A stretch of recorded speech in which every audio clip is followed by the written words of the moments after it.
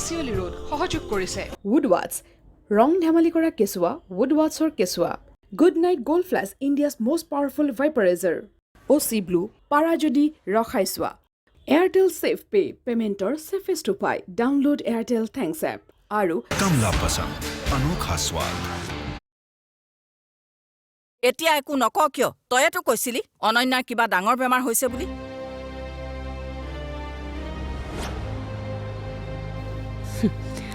মোক ফসাইছিলি নহয় এতিয়া নিজৰ জালত নিজেই ফসি থাক ক এতিয়া কি বেমাৰ আছে তই মনে মনে আছ কিয় কি হল তোৰ এতিয়া নিহাৰিকা তুমিও কোৱা কথাবোৰ মইতো আপোনাক তেতিয়াই কৈছিলো মা যে প্ৰমাণ নোহোৱাকৈ মই কথাবোৰ বিশ্বাস নকৰো সেইকাৰণে আপোনাক প্ৰিয় মহালে বাচ্চা বুলি কৈছিলো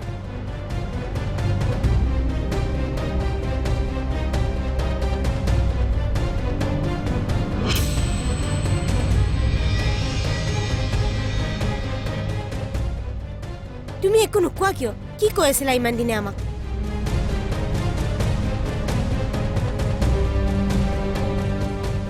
দাদা মায়ে যিবোৰ কথা কৈছে এইবোৰ সকলো সঁচানে ক দাদা অনন্যাৰ সঁচাকৈ কিবা ডাঙৰ বেমাৰ হৈছে নেকি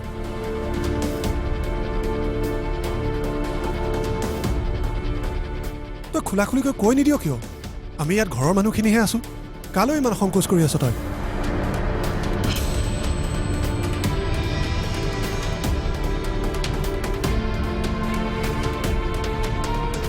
তই যদি অনন্যাৰ কিবা বেয়া দেখিছ তেনেহ'লে কৈ দে আমাক মই ভালদৰে জানো তেওঁ বেয়া নাপায় কেতিয়াও সি আপোনাক একো ক'ব নোৱাৰে কিবা কোৱাৰ তাৰ সাহসেই নাই আৰু অনন্যাই যদি তোক সঁচাকৈ আক্ৰমণ কৰিব খুজিছিল তেনেহ'লে তইতো মোক কথাটো এবাৰ জনাব পাৰিলিহেঁতেন অনন্যা মায়ে কি কৈছে এইবোৰ মই নিজেই নাজানো মোৰ কি বেমাৰ হৈ আছে গতিকে আপোনালোকক কি বুলি ক'ম আপোনালোকে নিজে ভালদৰে কথা পাতক দাদাৰ লগত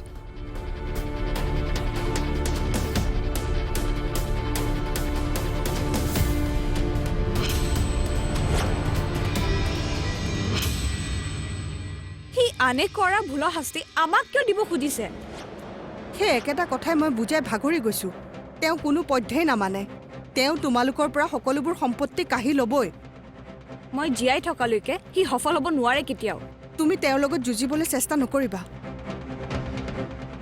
মই তেওঁৰ খংটো দেখিছো খং উঠিলে তেওঁ যিকোনো কামেই কৰি দিব পাৰে তুমি আঁতৰি আহা তেওঁৰ পৰা পিছত কিবা লাগিলে মই তোমাক সহায় কৰিম তুমি নিহাৰ লগত বিয়া হৈ এখন সুখৰ সংসাৰ কৰাগৈ মিছাতে এইবোৰত লাগি থাকি নিজৰ লগতে অনন্যাৰ জীৱনলৈ বিপদ মাতি নানিবা মই তোমাক বায়েক হিচাপে কাবু কৰিছো মই মোৰ অধিকাৰখিনি এৰি দিব নোৱাৰো বৌ মই তাৰ সহোদৰ নহলেও একেজন মানুহৰে সন্তান যদি সি আমাৰ লগত ইমান ডাঙৰ এটা ষড়যন্ত্ৰ কৰিছেই তেনেহ'লে কৰিবলৈ দিয়া ময়ো চাওঁ সি কেনেকৈ সফল হয়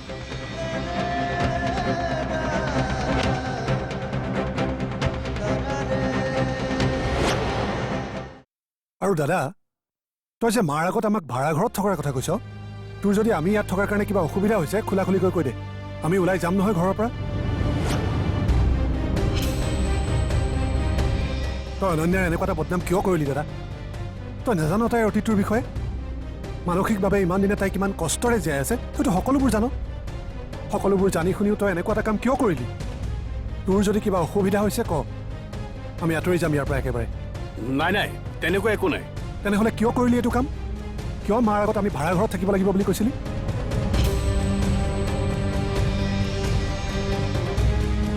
তহঁত আকৌ ঘৰৰ পৰা কিয় ওলাই যায় মই আকৌ তহঁতক ঘৰৰ পৰা ওলাই যাবলৈ কোৱা নাই নহয় তেন্তে অনন্যাক তই মানসিক ৰোগী কিয় সজাবলগীয়া হ'ল কি বুজালি তেন্তে তাইৰ ওপৰত এইটো বদনাম জাপি দি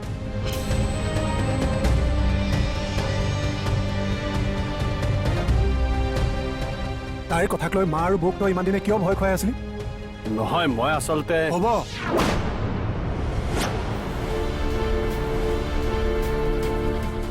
মই ঠিকেই বুজিছোঁ দাদা বহুত বিশ্বাস কৰিছিলোঁ তোক কিন্তু তই এনেকৈ বিশ্বাসঘাতকতা কৰিবি বুলি মই কেতিয়াও ভবা নাছিলোঁ আজি মায়ে এনেকৈ কোৱা হ'লে মই সহ্য কৰিব পাৰিলোহেঁতেন কিন্তু তই এনেকৈ তললৈ নামি যাবি বুলি মই কেতিয়াও ভবা নাছিলোঁ আজি ৰাতিপুৱা মই ঠিকেই সন্দেহ কৰিছিলোঁ আজিৰ পৰা অনন্যাৰ কেছটোত তই আৰু মোক কেতিয়াও সহায় কৰিব নালাগে মই নিজেই যুঁজিম।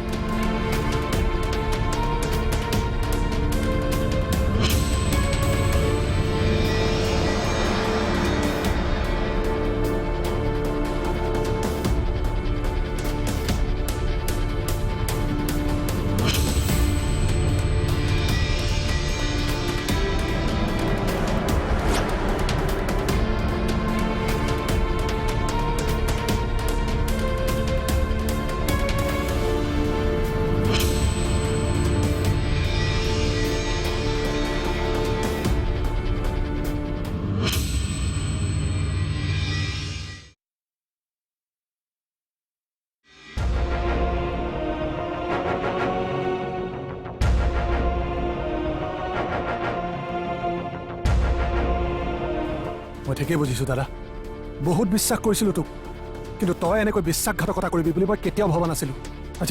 আজি মায়ে এনেকৈ কোৱা হ'লে মই সহ্য কৰিব পাৰিলোহেঁতেন, কিন্তু তই এনেকৈ তললৈ নামি যাবি বুলি মই কেতিয়াও ভবা নাছিলোঁ। আজি ৰাতিপুৱা মই ঠিকেই সন্দেহ কৰিছিলোঁ।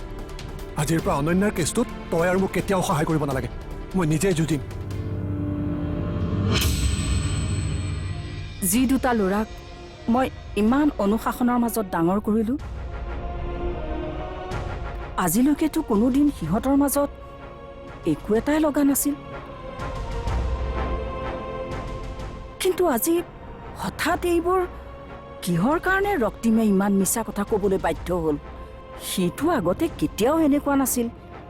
অনন্যাৰ লগত তাৰ কি শত্ৰুতা থাকিব পাৰে? মই একো ধৰিব পৰা নাই। মই তোমাক কাবৌ কৰিছোঁ ভগৱান, মোৰ ল'ৰা দুটাৰ মনৰ অশান্তিবোৰ আঁতৰাই নিয়া।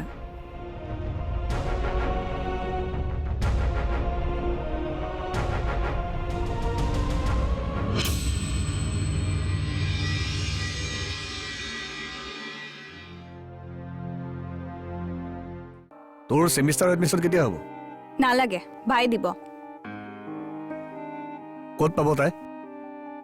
ডান্স ক্লাছ কৰি গোটাব পাৰিব? পাৰিব লাগিব দাদা, অভ্যাসটোতো কৰিবই লাগিব। তহঁতৰ ককাই এতিয়াও মৰি যোৱা নাই। সৰুৰ পৰাতো মই তহঁতক ডাঙৰ কৰিছোঁ। দায়িত্ব কি বস্তু মই ভালদৰে বুজি পাওঁ। টকা 5,000 থৈ দিছোঁ তোৰ কাৰণে, কেতিয়ালৈকে লৈ যাবি?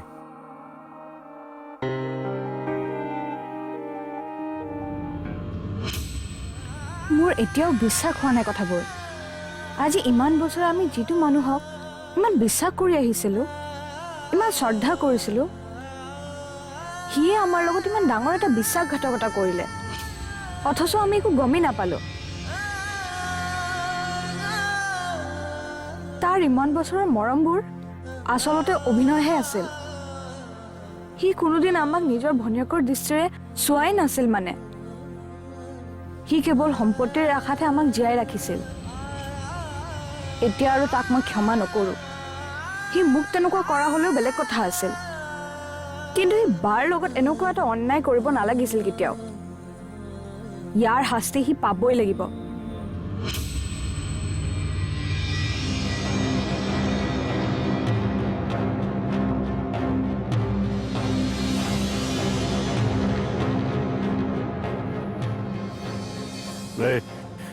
তুমি খোৱাই নাই নেকি?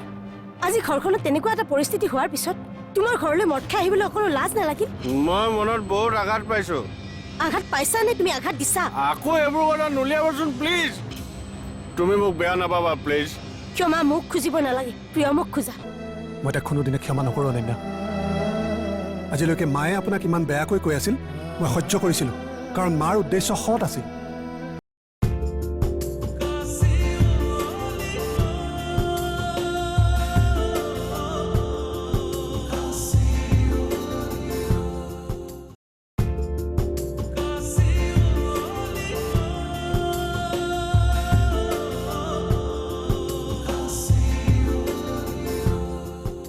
ঘৰলৈ মদ খাই আহিবলৈ অকণো লাজ নালাগিল? মই মনত বহুত আঘাত পাইছোঁ। আঘাত পাইছা নে তুমি আঘাত দিছা? আকৌ এইবোৰ কথা নুলিয়াবচোন প্লিজ। কিয় নুলিয়াম? অনন্যাৰ দৰে ইমান নিৰ্দোষী ছোৱালী এজনী তুমি অন্যায় কৰিছা, প্ৰিয়মৰ মনত দুখ দিছা। সিহঁতৰ কি অপৰাধ আছিল? ইমান সৰু কথাটোতে হঠাৎ ইমান ডাঙৰ হৈ যাব মই ভবাই নাছিলোঁ। তুমি মোক বেয়া নাপাবা প্লিজ। ক্ষমা মোক খুজিব নালাগে, প্ৰিয় মোক খোজা। মেডিচিন আৰু নেকলেছৰ কথাটো যদি প্ৰিয়মে গম পায় আজিয়ে সি ঘৰৰ পৰা ওলাই যাব। তোমাৰ ভাগ্য ভাল যে অনন্যা এগৰাকী ভাল ছোৱালী। তাই এতিয়ালৈকে কথাবোৰ প্ৰিয়মক কোৱা নাই। তাই যদি কৈ দিয়ে তাইক ফচাবলৈ তুমি মাৰ মেডিচিন সলাইছিলা, মোৰ নেকলেছ চুৰ কৰি তাইৰ কোঠাত থৈ তাইক ফচাবলৈ চেষ্টা কৰিছিলা, তেতিয়া তোমাৰ কি অৱস্থা হ'ব এবাৰ ভাবি চাইছানে? আজিলৈকে প্ৰিয়মে তোমাক নুসুধাকৈ এটা কামো কৰা নাই। তুমি তাৰ আৱেগখিনিৰ লগত কিয় খেলিলা ৰক্তিম?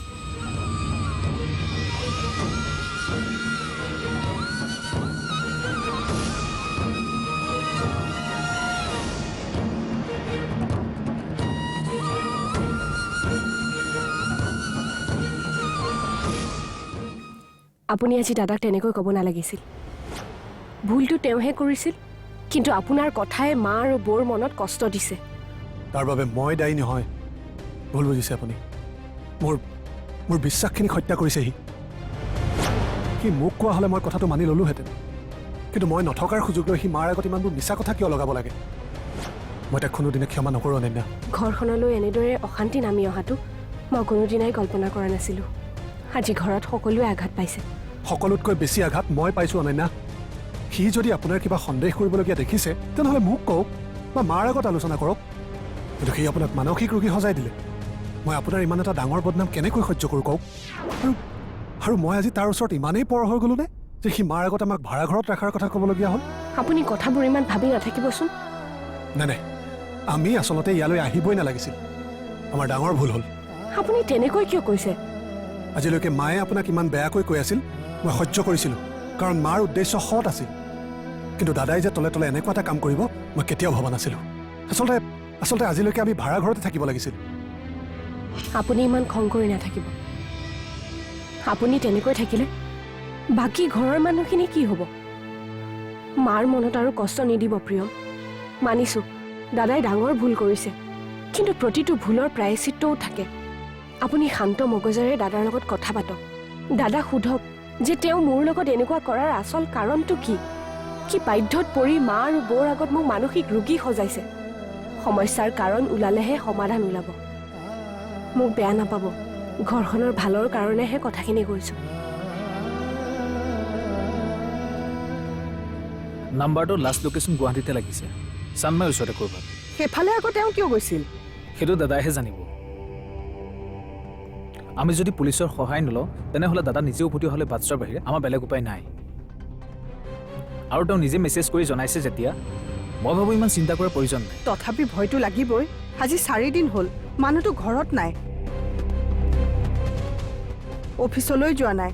ক'ত আছে কি কথা আমিতো একোৱে গম নাপাওঁ। কথাটো এবাৰ প্ৰিয়মৰ লগতো পাতিব লাগিছিল নেকি?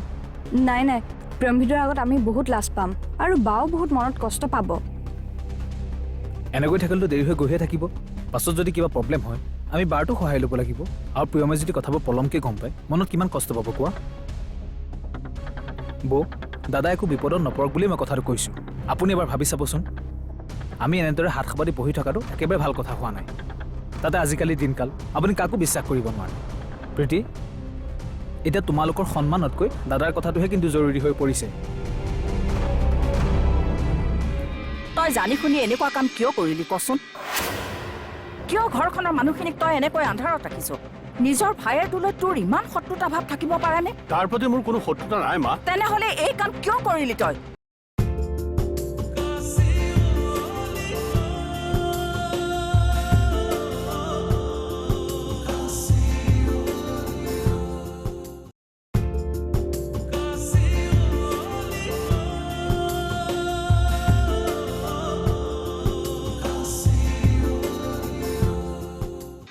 সি ভবাৰ দৰে তেনেকুৱা বেয়া ভাৱ মোৰ মনত একো নাই মা। তেনেহ'লে কি ভাৱ আছে খোলাখুলিকৈ নকওঁ কিয় তাৰ আগত? কিয় ঘৰখনৰ মানুহখিনিক তই এনেকৈ আন্ধাৰত ৰাখিছ? নিজৰ ভাইৰ তোলৈ তোৰ ইমান শত্ৰুতা ভাৱ থাকিব পাৰেনে? তাৰ প্ৰতি মোৰ কোনো শত্ৰুতা নাই মা। তেনেহ'লে এই কাম কিয় কৰিলি তই? আজি যদি সি নিহাৰিকাৰ লগত এইখিনি কাম কৰিলেহেঁতেন তই ভাল পালিহেঁতেন নে? নিজৰ মানুহজনীৰ বিষয়ে এনেকৈ বদনাম ওলোৱাটো কোনোবাই সহ্য কৰিব পাৰে নেকি? হাড়ডালৰ কথাটোতো সি গমেই নাপায়। যদি সেই কথাটো সি গম পায় তোক কেতিয়াবা সি ক্ষমা কৰিব পাৰিবনে? কিহৰ কাৰণে তই এনেকুৱা কাম কৰিলি সকলোৰে আগত ক'ব লাগিব। নহ'লে ঘৰখনৰ পৰিস্থিতি যিয়েই নহওক তাৰ বাবে দায়ী হবি কেৱল তই। ঠিক আছে, আমি জনাম কথাবোৰ প্ৰিয়ম ভিন্দৌক, কিন্তু তাৰ আগত আমি নিজে এবাৰ ট্ৰাই কৰি চাওঁ। কি ট্ৰাই কৰিবা? তেওঁ চিনাকি মানুহখিনিক জানো তুমি চিনি পোৱা? আজি 4 দিন হ'ল তেওঁ ফোন ছুইচ অফ কৰি থৈছে। ক'ত বিচাৰি যাবা তেওঁ? ইমান ডাঙৰ চহৰ এখনৰ মানুহ এজনক বিচাৰি উলিয়াটো ইমান সহজ নহয় প্ৰীতি। মই ভালদৰে জানো দাদাক। দাদাই জেদৰ কাৰণে যিকোনো কামেই কৰিব পাৰে। তোমালোকে মোক বিশ্বাস কৰা, দাদাৰ একো হোৱা নাই। ঠিক আছে, তোমাৰ কথাটোকে মানিছোঁ যেনিবা। এতিয়া তুমি মোক এটা কথা কোৱা, দাদাই সেনে মেছেজটো কি বুলি দিছিলে? চাওঁ তোমাৰ মোবাইলটো দিয়াচোন। আৰে দিয়া না।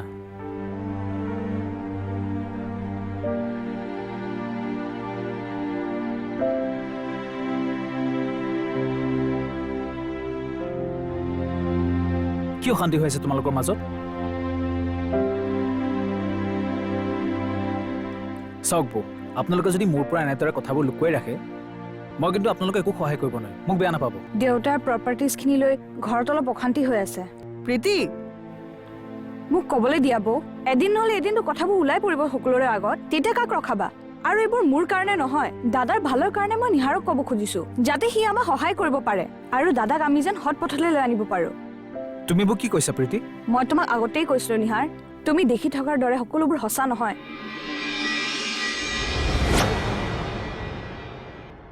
মানুহৰ মনবোৰ বুজি পাবলৈ বহুত টান। তুমি যিজন দাদাক চিনি পোৱা, সেইজন আচলতে তুমি ভাবাৰ দৰে নহয় নিহাৰ। মই সকলোবোৰ কথা যেতিয়া জানিলো, মই তোমাৰ পৰা কথাবোৰ লুকুৱাই তোমাৰ লগত বিশ্বাসঘাতকতা কৰিবলৈ মোৰ মন নগ'ল।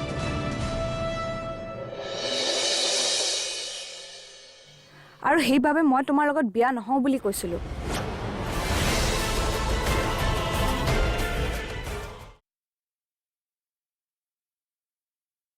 মা, মোক মাতিছিলা? তোৰ লগত মোৰ কথা কেইটামান আছে। তেনেহ'লে মই তোমাৰ লগত অকলে কথা পাতিম। ৰক্তিমে তোৰ লগত কথা পাতিব খুজিছে। মোক ক্ষমা কৰিবা মা, মই এজন বিশ্বাসঘাতকৰ লগত কথা নাপাতোঁ। যি ক'ব লগা আছে তোমালোকক ক'ম। ভাইটি তই শুনচোন। মা, তুমি অনন্যাক কিবা টানকৈ কোৱা হ'লে মই অকণো বেয়া নাপাওঁ, কাৰণ তোমাৰ চিন্তাবোৰ স্পষ্টবাদী। কিন্তু যিজন মানুহে আমাৰ আগত ইমান দিনে মৰমৰ অভিনয় কৰি আছিল, তেওঁক মই কেতিয়াও ক্ষমা নকৰোঁ। এই বদনামখিনি মোৰ ওলোৱা হ'লেও মোৰ একো ক'বলগীয়া নাছিল, কিন্তু অনন্যা, তাই কি অপৰাধ কৰিছিল তাৰ? যিজনী অনন্যাই গোটেই সমাজখনৰ ইমান ককৰ্থনা শুনাৰ পাছতো আমাৰ ঘৰখন পাই অলপ হাঁহিবলৈ শিকিছিল, আমাৰ ঘৰখনক আঁকোৱালি লৈছিল, সেইজনী অনন্যাক কি পাগল সজালে তোমালোকৰ আগত? সি তাৰ ভুলটো স্বীকাৰ কৰিছে নহয়। ভুল নহয়, অপৰাধ বুলি কোৱা। অনন্যা আমাৰ ঘৰখনলৈ অহাৰ 3 মাহ হোৱা নাই ভালকৈ। তাইৰ আগত আমাৰ ঘৰখনৰ সন্মান ক'ত থাকিল মা? আমাৰ ঘৰখনৰ সংস্কাৰৰ কি মূল্য দিলে সি?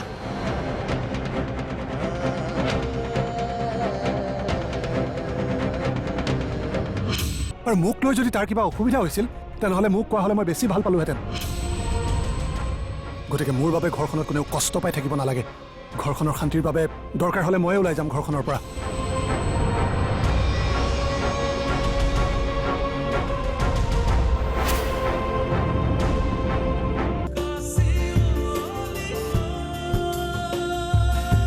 কাছিয়লি ৰোড সহযোগ কৰিলে Woodwards, ৰং ধেমালি কৰা কেঁচুৱা, Woodwardsৰ কেঁচুৱা। Good Night Gold Flash, India's most powerful vaporizer. OC Blue, পাৰা যদি ৰখাই চোৱা। Airtel Safe Pay, পেমেণ্টৰ চেফেষ্ট উপায়। Download Airtel Thanks App। আৰু कमला पसंद अनोखा स्वाद।